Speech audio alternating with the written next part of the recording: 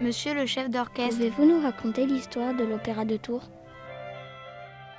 Quel est votre ressenti avant et après le spectacle? Avant le spectacle, toujours une excitation. Que enfin, tout le travail qu'on a fait, voilà, c'est l'aboutissement et puis c'est quelque part mis au regard du public. Donc il y a cette excitation et puis la joie d'en être, d'en faire partie, que ça plaise ou non. Voilà, on est enfin le moment venu. Et puis après, c'est variable. Ça dépend de l'ambiance qu'il y avait eu sur le plateau tout au long de la réalisation de la production. Donc peut-être on va aller prendre un verre à plusieurs et ça va continuer un petit peu les festivités. Peut-être on va rentrer tout seul à la maison, voilà, se démaquiller, s'enlever la perruque, le costume, et puis ça peut être moins joyeux. Il n'y a pas de loi, on ne sait pas à l'avance. Alors, bonjour Romain. Alors, le ressenti avant et après spectacle, on va dire que c'est un peu comme les sportifs. Et puis, enfin moi, ce qui m'est propre, ce que je pense des sportifs, quand on attend, on n'aime pas du tout. On tourne en rond. On dit bon, ça vient, on attend de voir s'il y a quelque chose qui se passe bien, on est sur le qui-vive, et puis en même temps, c'est de l'imprévisible que là, on n'a pas trop prévu parce que justement, on attend.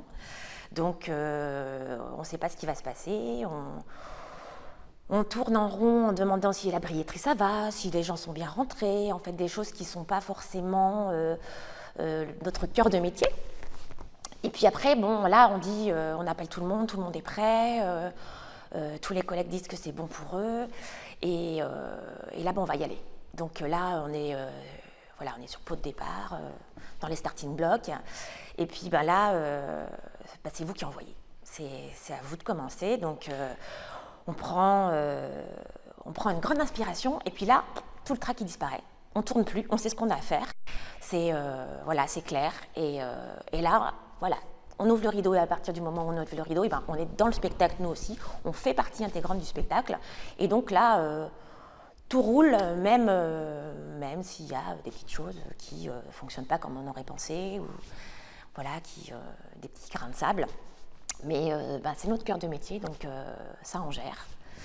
Et puis après le spectacle, on va dire que la dernière chose qui est un peu stressante, c'est les saluts, parce que ça c'est la chose qui est à la rigueur qui est souvent le moins répétée. Donc ça, c'est... moi, en tout cas, ça me fait stresser, en fait, un peu comme, je sais pas, le coureur qui doit parler alors que lui, son job, c'est courir. Et là, il y a plein de caméras autour. Et là, c'est pareil. Il y a plein de gens qui arrivent autour. Ouais, super, alors qu'on n'a pas encore fermé le rideau. Et qui viennent, bon, bravo, c'était bien, qui viennent parler avec les solistes. Et là, vous faites attention, il faut encore rallumer la salle, on n'est pas fini. Et donc, du coup, c'est plus vraiment le spectacle, mais c'est encore le spectacle. Et ça, bon, c'est un moment un peu de flottement. Puis après, bon, voilà, on ferme le rideau et tout.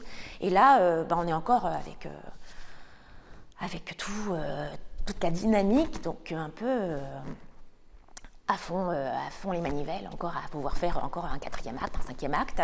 Et donc là, en général, on ne va pas tout de suite dormir.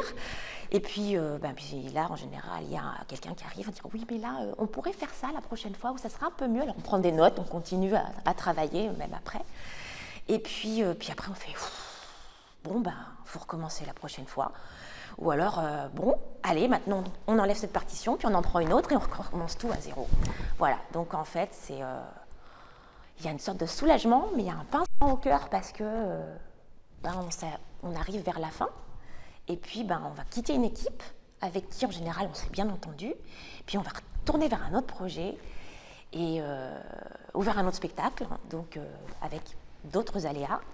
Et puis quand c'est vers un autre projet, bon, là on repart à zéro et on ne sait pas vers quoi on va. Donc c'est toujours, toujours du stress en fait. Et puis surtout de l'émerveillement parce qu'il y a ça aussi en fait. On a fait partie d'un tout. Et puis ça c'est super important quoi. Avant, j'ai toujours le trac. Après, je me sens un peu sur un petit nuage, comme si j'étais plus là, plus dans la réalité. Donc un peu euphorique. Voilà. Je suis très contente de venir, tout simplement. Et puis en sortant, je suis soit sur mon vélo, sur mon scooter, et je me dis, waouh, c'est quand même un chouette métier. Voilà.